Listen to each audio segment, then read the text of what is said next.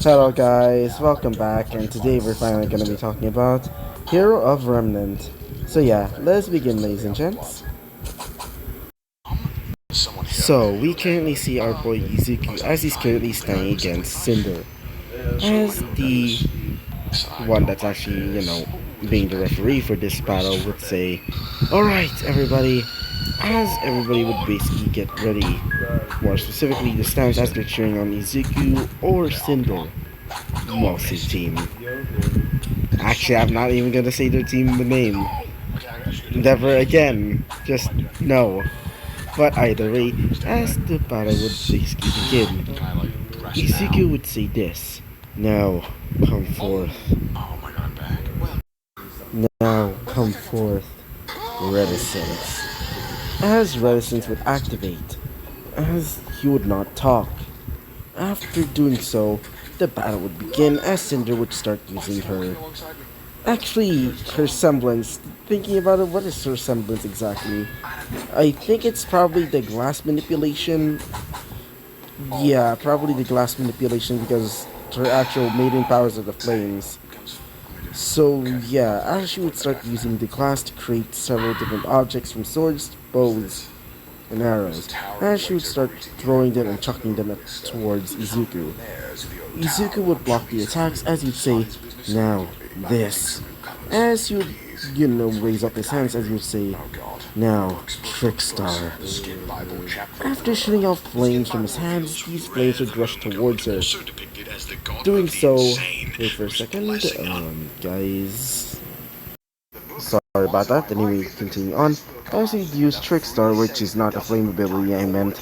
Actually, in the wiki, it says it literally allows him to make, switch objects with each other. After doing so, he would basically switch one of his, bow ties with one of, Cinder's swords, as he would throw it towards her. Doing so, she would dodge out of the way, as she would say, not bad. What is that ability, though, she would say, as Izuku would not talk thanks to Reticence. So, after doing so, he would start using Hellblaze, or at least his version of Hellblaze, taking the form of black flames as he would start chucking, flame-like spears or javelins, throwing them similarly to how your watch did it in, Thousand Year Blood War. Yeah, imagine something like that. Doing so, he would start using Dokuencho. Izuku would, go towards behind her and would start creating a bird-like flame beast. As the bird-like flame beast would charge towards her, as it would basically rush behind her and would basically slam her into the ground, or at least make her fly up into the sky. I meant. Doing so, he would say this to himself. Well, that was easy, he would say to himself. As Cinder would go back towards the ground, as she would get ready her bow, as she would fire a glass arrow at him. Izuku seeing this, he would create a, Hellblaze shield as it would block the glass arrow as it would melt by the fire. Doing so, he would say, now, Kinjin Ryo, or Kaijin Ryo. After doing so, he would start creating some sort of weird black flame dragon. Doing so, the dragon-like beast, or at least the dragon-like attack, would rush towards her. Doing so, Kit would basically chomp her right in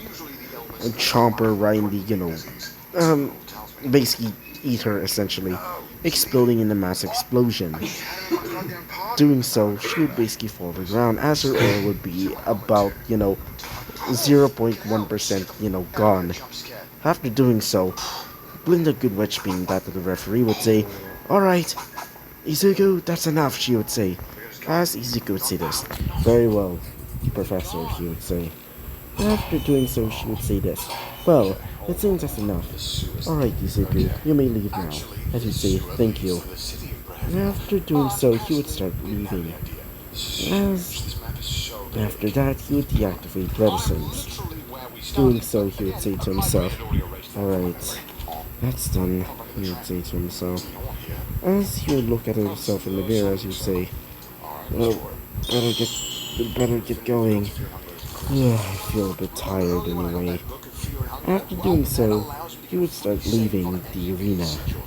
Currently, we would also see Cinder getting out of the arena as well. We would currently see Cinder and the rest of her group basically in her dorm room. As Emily would say this, Cinder, are you okay? Ash would say, oh, I'm more than fine. I'm quite ecstatic, in fact, she would say. His flames, they're quite strong. Even stronger than my maiden powers, though. Now I'm interested, she would say. As she would have this wicked smile on her face. As, Murky would go like, dude, I pray for you. Even though you may not be my friend, I still pray for your sanity, he would say to himself. As after doing so, she would say, I should report this to Mistress. You may leave now. Do whatever you want, she would say. As both Emerald and Murky would leave. Doing so, she would say, this is certainly going to be fun, she would say, smiling under the shadow of her face. So, we would continue on. So, we would currently see our boy Izuku. As we would currently see our boy Izuku, as he's currently going through the school. Mostly by himself this time, because or at least his team was kind of busy right now with some personal stuff. Apparently, Blake has been acting a bit weird, so the girls, more specifically Yang, would decide to try and help her out. But for Izuku, he has nothing to do right now, as he decides to just go around basically, helping. More specifically, he's helping for a certain event. So let's go into a flashback. We would currently see Izuku as he's currently all alone in his, room, as he's just doing nothing at this point. Going like, this is boring, he would say. What should I do? As while he was thinking this, he would hear a knock at the door. Doing so, he would basically walk up to the door and would open it, revealing Lei-Rin. Yeah, I'm gonna be calling her Lei-Rin from now on.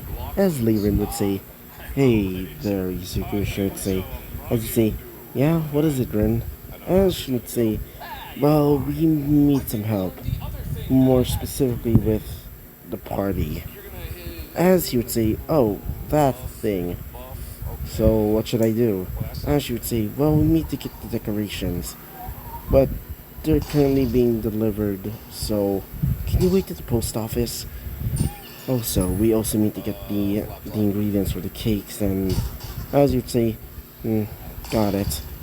So, anything else? As you would say, oh, also, we also need you to help me out, help us out with the decorations. We need to put them around the ballroom. As he would say, very well then, I got it. As she would say, thank you. After saying that, Izuku would start going to the post office, basically riding on a bullhead as he would finally arrive at Vale, the inner, or at least, the actual city of Vale, as he would basically wait around, as he would finally arrive at the post office, where he would get the materials, or more specifically the decorations, as he would start leaving to go back home. But while he was going back home, he would be met with someone. He would be met with Velvet, as she would say, oh, hey there, Izuku, she would say, as he would say, oh, hello there, Velvet, what are you, as she would say, well, I was just looking around. I've been looking for some new clothes, so as you say, oh, I see. As you would say, Izuku?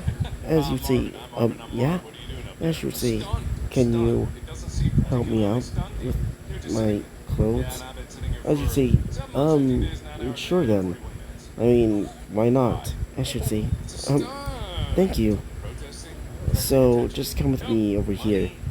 As after doing so, he would see a large, pile of clothes there, basically like in bags, as you'd say. Sweet mother of, as she would say, yeah, Coco also wanted to buy some stuff as well, but she mostly talked on the phone, or at least on the, scroll, as he would say, oh, I get it.